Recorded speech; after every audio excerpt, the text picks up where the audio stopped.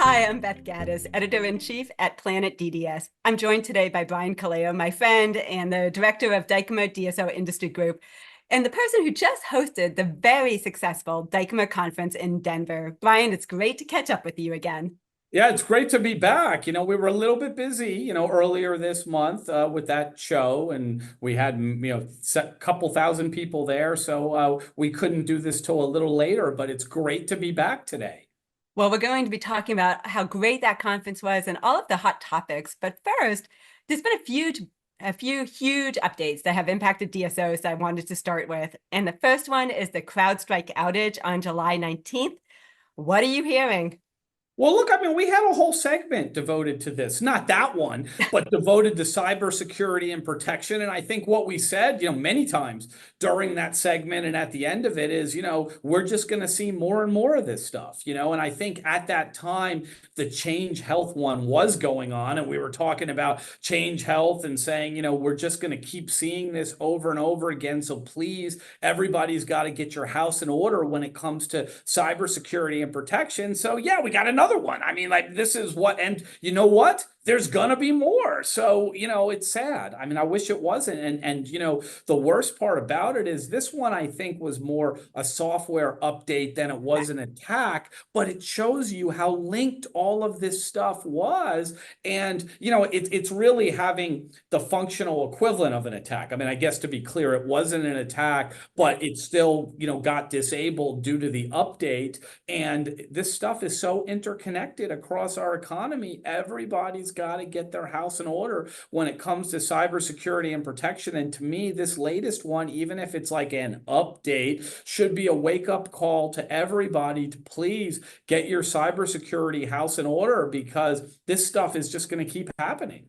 So I was reading an article last week, and it said 25% of Fortune 500 companies were impacted, that they are anticipating $5.5 billion in losses related to the CrowdStrike outage.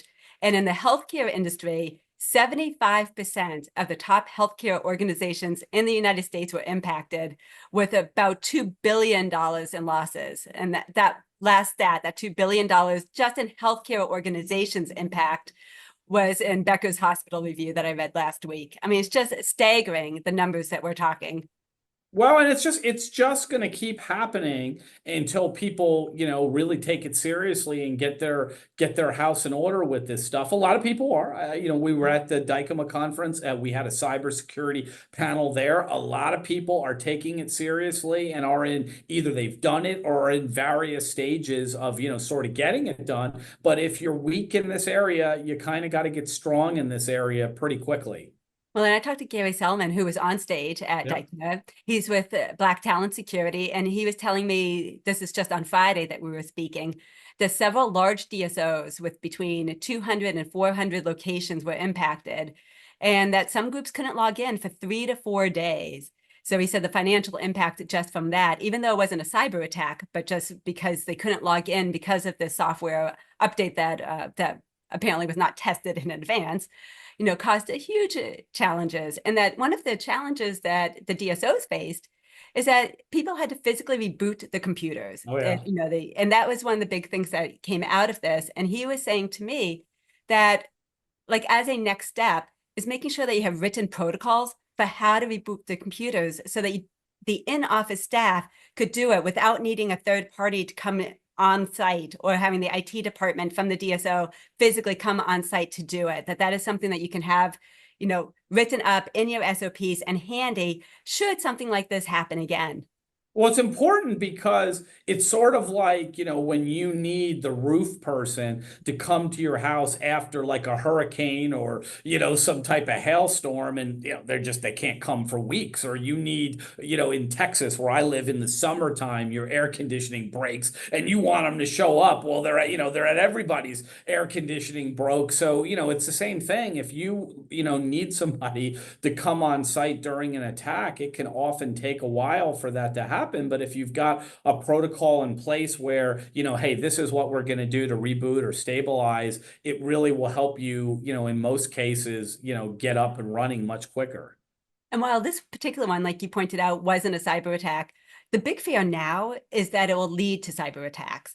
That, what Gary was telling me and what we've been reading about in articles, you and I, is that the social engineering scams that are going out, where people are now calling up to businesses claiming to be the IT department or claiming to be CrowdStrike and asking for passwords in order to go in to fix the situation. And they're scams, they're fake.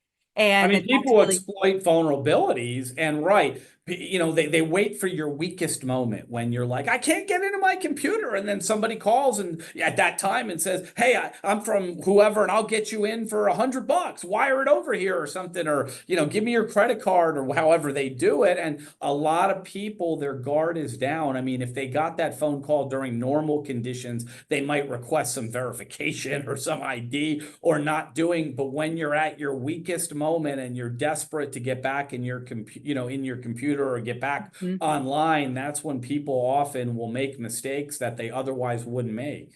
That is a really good point. And as you mentioned, cybersecurity, it was a huge topic of conversation at Dykema. Some of the other hot button topics I thought with same store growth. I can't tell you how many conversations I had with people over same store growth during this day and age. Tell me a little bit about what you heard and what some of the biggest takeaways for you were. Well, that again, that was another hot topic. I mean, I'm happy to say, Beth, on this show, these are not new. We've been previewing these things on this show for a long time, but same store growth is critical this year because of the interest rates and the greatly diminished M&A activity going on. And as those probably remember from either our other show or just generally, there's two ways to grow your dental organization: through M&A activity by buying more EBITDA or opening up de novos and increasing your EBITDA. Or if you can't do that or that's not happening, it's got to be same store growth. And because the M&A activity is diminished due to the interest rates and inflationary conditions we're in, it's got to be same store growth. And we devoted segment after segment to same store growth and all the ways you could do it, whether it's patient finance plans, whether it's membership plans, whether it's integration of specialty, whether it's I mean, there's a whole host of artificial intelligence is the huge one, diagnostic, AI, and some of the other AI functions that'll answer your phone, procurement, revenue cycle management. These are all things you can do to improve your same store growth, or at least lower your overhead so it boosts your EBITDA. And those are things that we really focused, really the lion's share of the meeting. We certainly had buy side and sell side panels and things like that, but the lion's share of the meeting was focused on same store growth. And that's what the lion's share of most DSOs are focused on right now, probably for the rest of this year until we get past this election. No, I had the opportunity to be there with my videographer, and we were doing a lot of interviews on site. You look very busy, Beth. Like I try to come give you a hug one time and you're running around. I mean, normally, I'm used to you coming over. Hey, how you doing? This one, you were working hard, it looked like. I have to say, Planet DDS had me working quite a bit. Yeah. They were like 18 and 20-hour days. I felt like I was probably on the same schedule as the Dykema team that was putting this on. It was busy.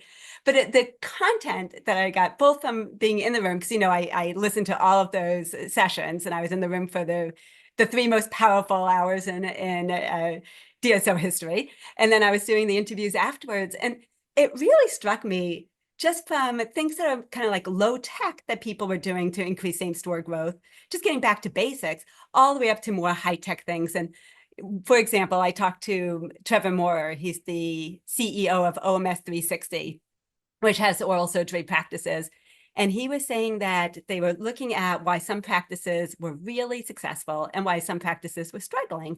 And they actually had people go into the really highly successful offices and kind of like just track the doctors and the staff members and take notes on like what they were doing to increase efficiency in their practices, and then started replicating that across some of the other practices. And they saw a 40% same store growth in some of their locations, which is just amazing. And it said basically by like writing down how people were moving, from how they were making an appointment, how long did that take to getting on the schedule, to when they came in, to how quickly they got back, to getting seen, to getting treatment planned, to getting them to yes, all the things they were doing along every step of the journey. Yeah, no, I mean, it's absolutely critical. And sometimes it's easy and sometimes it's hard and sometimes you need technology. I mean, there's different ways to do it. Like, there are timeless ways to, Mhm. increase your same store growth. If you can lower your overhead, if you can attract and retain talent, if you work on your culture, if there's a way to analyze and increase your reimbursement rates, those are sort of timeless ways. We've been doing that for 100 years. That's not new. But then there's ways like diagnostic AI, some of these innovative patient finance plans, some of these innovation membership plans, some approaches to procurement where they put the software in there and it requires you to buy off your formulary and not off your formulary. And those things make a huge difference. And I do think, on balance, technology is the key. Technology is doing more than it ever has, before to contribute to efficiency, same store growth. There's a lot of scheduling products out there that make sure you don't miss calls and you get people scheduled when they want to be scheduled. And the other thing, Beth, is this whole term, there's these buzzwords. Now it's meet your patients where they're at. That's the new buzz term, change management. They got these terms, but, I think the concept is right. I just laugh. We always got these new terms, but, meeting your patient where they're at means if, the latest generation don't want to get on the phone. They don't want Right. to, call. They want to be able to like get on a text or on a, their iPhone or their computer. And if it's like 1 a.m. because they just remembered, they were working late and they just remembered, they can get on there and they can make an appointment. And artificial intelligence allows all that to happen. And, I'm a sociable person. I like to call people and talk to them, but most of this generation doesn't like to do that. So I guess you got to meet your patients where they're at and you got to, but a lot of innovation will do that. And the studies are showing if you do that, tons and tons of appointments get booked, after hours, all these other times where those folks may never have called, or it may have taken them weeks to call, but because you gave them that option, they're able to make appointments and that increases your same store growth. Well, it's just not about meeting your patients where they're at, but also meeting your employees and potential employees where they're at. And I Yep. talked to several people as well about staffing, and I have an article that's coming out in Dr. Bicuspid on staffing as well.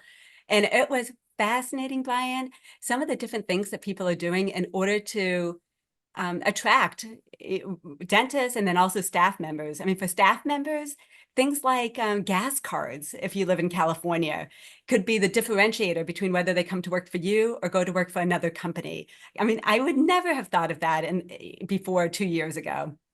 No, it really is. I mean, the organizations that are able to take the pulse of their employees and, focus on the things that are important to their employees, whether it be gas cards or, maybe in a different geographic region that's not so important, but whatever is important, to those employees in that geographic region where they're working, if you can get your hand on the pulse and you can react in real time and accommodate the things that they want accommodated, yeah, that can make all the difference to keeping employees at the organization. And if you can keep employees at the organization and they're happy, it resonates. We've known this. There was a great, the culture presentation that Jeff Adams and Sam Zarabi did of the first time I'm aware that there's a study of a direct, like scientific correlation between increased EBITDA and culture. I mean, we've known anecdotally, if you got a great culture, you're probably going to do a little better than if you have a terrible culture, but there wasn't a study directly tying that together. And now we've seen it, and it makes perfect sense. I mean, just what makes sense logically, and now there's a study to back it up, is if employees like coming to work, the patients, it's infectious. The patients know that. The patients are going to show up if it's a pleasant experience. If more patients show up, you're going to get greater revenue. If you get greater revenue, you're going to get greater EBITDA. I mean, that's like common sense, but now there's studies that correlate that prove that. Well, and also going back to your point of meeting people where they are, I talked to Dr. Robin Reich with Reich Dental Yep. Centers, and she works very closely with Dee Fisher, and she was also a past president of the Georgia Dental Association. And she was saying that she has two hygienists who are both expecting babies, and that they're going to actually job share when they come back to work. And when the one person's working, the other one will be watching both children, and they're going to swap off that way. And she's like, I never would have thought that a few That's years really ago. clever. That's a Yeah. first for me. I've not heard that, but leave it to Dee and Robin to come up with something really innovative like that. But yeah, I mean, something like that, that's legal. You could put Yeah. an employment arrangement like that together. And if that's really important, in this case, it sounds like it makes the difference between those two new mothers being able to continue on their employment versus having to take a leave or do something else.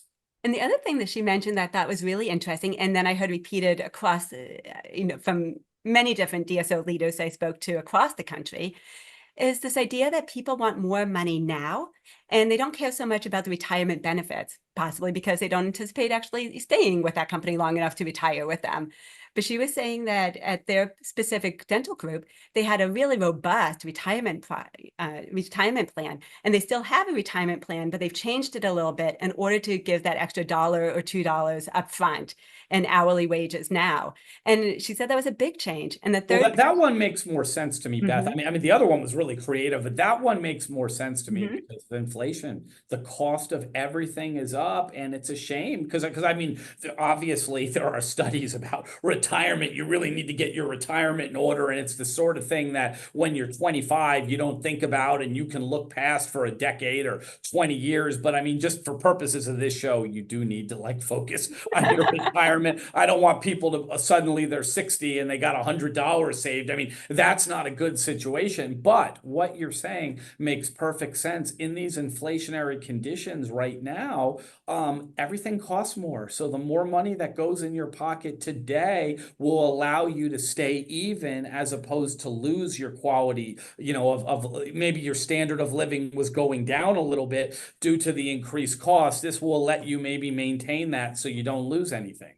So let's talk a little bit about inflation and interest Yeah. rates. So I just read an article yesterday. I live in Tampa, Florida, and this was an article that was saying that inflation has dropped sharply from 12% in June of 2022 to 1.8% now in Tampa. And Tampa is one of the lowest places for inflation in the entire country. Atlanta, Houston, Denver, where we just were together, was at 2.6% as of June of 2024. Boston, New York City was about 4%. And then where you are in Dallas and Hawaii, just so you know, you and Hawaii All are right. on the same par, are at about 5%. So what are you seeing for trends with inflation, and how does that have the people feeling? It's tough. It's still very tough out there. Okay. There has been some very recent news that was good, but like anything else, right?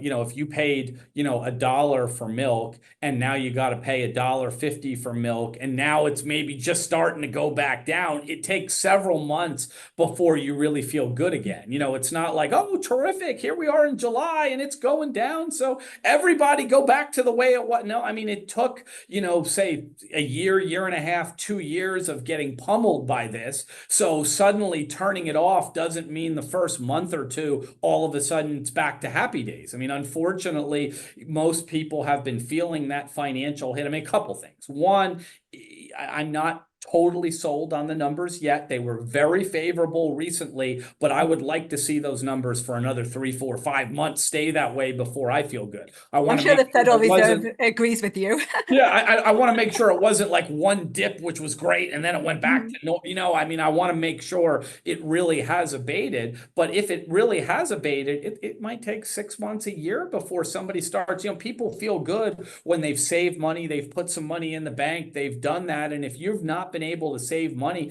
because of all these increased costs and you've been getting pummeled for the last year and a half, and suddenly the conditions improve, great, but it's going to take you a year or a year and a half before you feel good about yourself again. So, I mean, I guess for the average consumer, it's going to take a while. But if inflation's gone down and that does cause the interest rates to go down and we get some relief, that might pick up some M&A activity. But right now, I have to say, I'm still cautious. I'm cautiously optimistic. It's trending much better than it did, but I want to see a couple more months of this. I know when we get together at the end of this quarter in September, whenever we do our September sort of thing, that'll be kind of telling. I want to see where we are there. Well, and that's what the Federal Reserve is signaling, according to the Yeah. articles that I've been reading, is that they do plan on doing another cut in September. Yeah. And I mean, overall, just what do you think? The Federal Reserve Chair, Jerome Powell, he became chair in 2018 under the previous administration. He was renewed for a second term in 2022, right before actually everything skyrocketed. Over the course of the past 6 years, what kind of a grade would you give him? Yeah, I think it depends who gets elected. I think if a Republican gets elected president, I don't think he's long for this world, the Fed chairman. Yeah. I think, but here's the thing, because you asked me to grade the Fed chairman, it's a little different. Everybody gets a big F, but we can look at certain things. Like if we had the Fed chairman here, I don't know, but I'm guessing they would say something like, due to the COVID money, injecting all this money into the economy, a lot of which we know now was not needed. Everybody panicked, and we had a new Mhm. presidential administration, and they were eager to show that they did something. So they injected like trillion something dollars into the economy that we now know was probably unnecessary. I think that to the Fed's defense, they would say, hey, it's like you tied my hands behind my back and said, I got to swim or something. It was really difficult. So, there were things that went on. And then, of course, the Fed had nothing to do with the Ukraine war and some of the Right. other geopolitical unrest that's going on that has also contributed to this. So, to their defense, they would probably point to some of those things. But I think where the Fed made a mistake is they reacted too late. They Hmm. didn't realize it was going on, and there were those that sounded the alarm bells and they said, no, it's transient, another one of these terms, transient inflation. It's not going to be real. Now, it turned out to be real inflation. It wasn't, I'm not even familiar with what even transient inflation is. Like if you look up, economy terms, it's not really there. It's either inflation or not inflation, but they invented a term called transient inflation, and that's a deduction. I give them a big deduction for that on their grade because it was not. They were very late to evaluate and diagnose this. It was not transient inflation. It was actually the biggest inflation in, decades. And I think that's where I think the Fed made their biggest mistake. But in fairness, they did have geopolitical issues and they did have all this money that the presidential administration injected into it. It wasn't the Fed's idea to do that, but they don't get a good grade, Beth. I mean, all collectively injecting the money in there, plus being slow to recognize it, they get an F in my book. They really do. Yeah, and just for anyone who's watching is not aware, the Federal Reserve is supposed to be nonpartisan. So the chair, Jerome Powell, who was actually the Assistant Secretary of the Treasury under George H.W. Bush, and then was appointed in 2018. And so they have members of both parties with decades of experience that are on the Fed. And the interest rate cut expected in September. So right now the interest rate has been averaging about 5.5%, and that's not just here in the United States. That's also in England and Europe. I should say other European countries. I was reading about what the interest rate has been in Asian countries as well. So everyone globally has been suffering through the same experience that Americans have been, and I was looking back to a record high of almost 20% for an interest rate in 1980. And then, of course, in 2008, there was a record low of 0.25%. So it's been all over the map. And for people that are a little bit older, like I am, I just turned 50 this year, we have seen it go up Welcome, and Beth. down It's multiple no fun. times. It only gets worse from here on that comment. I'm living my best life. I am happy with where I am right now. Terrific. All right. Well, good for you. I always wish Beth the best, and I wish you the best here again. But 50 is no fun. I'm just gonna throw Oh, that I'm in so there. sorry to But hear that. Well, I had a fantastic time at Dykema, and I wanted to know, like, did it meet your expectations? What kind of feedback have you had? yeah, this was the greatest meeting we ever put on. I'm very pleased with the meeting. As always, there are a few things that I've reviewed after the fact that, like, that'll stay to me, internally that I want to improve. Like nothing that I think was outward facing, but some things that, next year and some other years, I think we can do better. But in terms of what was public facing about this meeting, I mean, as far as I'm concerned, it's Mhm. near a perfect. We got the Olympics going on. This is pretty close to a perfect 10. And I don't do that. I mean, it's, I'm the hardest grader on my own meetings. I'm the last one that, because it's my meeting, I'm going to give myself a good grade. No, I'm the opposite. Like a lot of people in the past have been, oh, that was great. And I'm like, no, it wasn't. I'm a very hard grader on myself. But one, everybody showed up. I mean, we set a Yeah. record crowd. That was number Yeah. one. Number 2,000 two, people, right? yeah, we had just over 2,000 people. We broke our record of last year by about like 8 or 9, like not that much, but we broke the record. Yeah. Nevertheless, and most meetings were down in attendance. They Correct. were less, and we had about, I think it was 7 or 8 or 9 more people. We broke the record that we had last year. So I felt good about that. All the speakers we asked were able to do it. Some years you try to get people and scheduling, they can't do it. Or, back in COVID, a couple people got COVID and we weren't able to. Right. I remember that. Yeah. Everybody showed up and they executed flawlessly. I asked the people on Beth, no, you almost said it wrong. The most powerful 3 hours in the history of the DSO industry. That one that we did, everybody just leaned into it. They did terrific. I asked everybody, I said, please have slides. The slides got to be backed up by, case studies, statistics. Almost everybody did that. And they kept, I said, you can't go over 15 minutes. Don't do that. Don't make me yank you off stage. And everybody was literally right to the minute of 15. Maybe somebody was 5 seconds over, but like almost to the minute, they were right there. Everybody got on and off. The meeting ran on time. I mean, I put that on. My partner, Zach, said, hey, we're 3 minutes over. I was like, well, I mean, that was really good. I mean, I guess if you want to pick on us, we were 3 minutes over, but to put all of those speakers on there in the most powerful 3 hours, I think we had 12 segments or something, and we were 3 minutes over. I was like, wow, you can't run it better than this. And, the keynote addresses were spot on. I Yes. asked Oh, Pat Steve Power, I Bills. asked Bob Fontana. I said, please, let's do something that's really value added, and they did. They came through. It was absolutely terrific what Bob Fontana did, not just on stage, on the big stage. What he did at Woman in DSO was an incredible presentation. I thought Pat Bauer did exactly what I asked him. It was no holds barred. He was critical at times of things, but he did exactly what I asked him. It was a no holds barred, candid look at the state of the industry. I thought he did terrific. The Woman in DSO panel was the strongest panel they had on that stage yet. They had a bunch of leaders there. It was, it was absolutely terrific. So, I don't do this often, but I would give it a perfect 10. I've got a lot of anxiety for next year, though. I don't know how we're going to top it.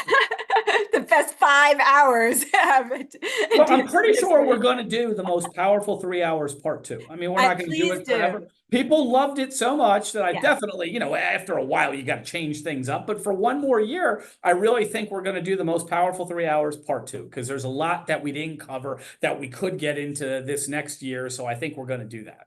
And, so I go to a lot of conferences and I sit in and listen to the content probably more than anybody else in the industry.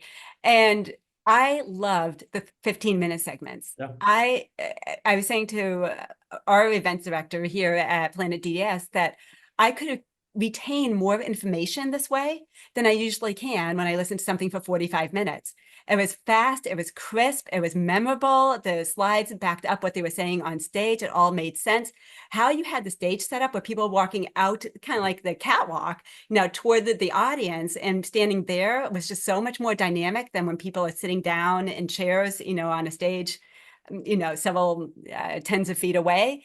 And I just really, really enjoyed it from start to finish. And then what I really have enjoyed is being able to have all these conversations with people afterwards when I'm interviewing them for the articles that I'm writing for Dental Products Report, which published already, and for drbicuspid.com. And wait until you see the videos that we shot there. Those are going to be coming out very soon as well. I think I got emailed today. I got some emailed to me, so I'm excited to look at those. But you know what excites me? The thing was all over social media, not just when it was going on, but like for 2.5 weeks after, and it's still there. Like Beth, you posted some articles and some things, and anything talking about that meeting, all of a sudden, like 800 people are looking at it within a second of posting it. So we really did. I mean, and look, I know I'm a director, and I invented the thing 11 years ago, but the staff, I mean, at this point, to put that on, I mean, Laura and Madison and Cassie and Yolanda and all my senior partners, really. At this point, I will say this: I put the stage up there, so and not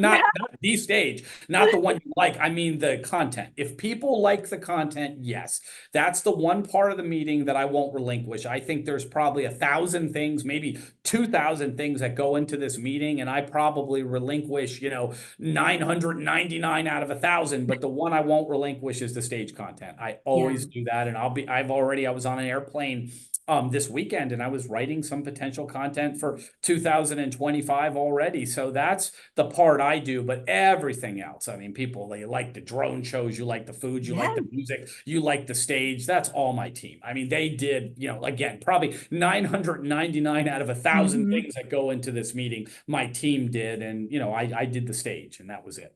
Well, you have an incredible team, and that goes back to leadership, like we talked about before. So it was just a pleasure to be there, and we are out of time, believe it or not. Already, Beth, it But always just ends. I just, when I start having fun, the thing ends. well, we need to just get together on a social basis and like finish the conversations. But for everybody who's watching us, thank you so much for joining us today. For more information on Planet DDS and all of the resources we have to help you, please scan this QR code or visit planetdds.com. Thank you.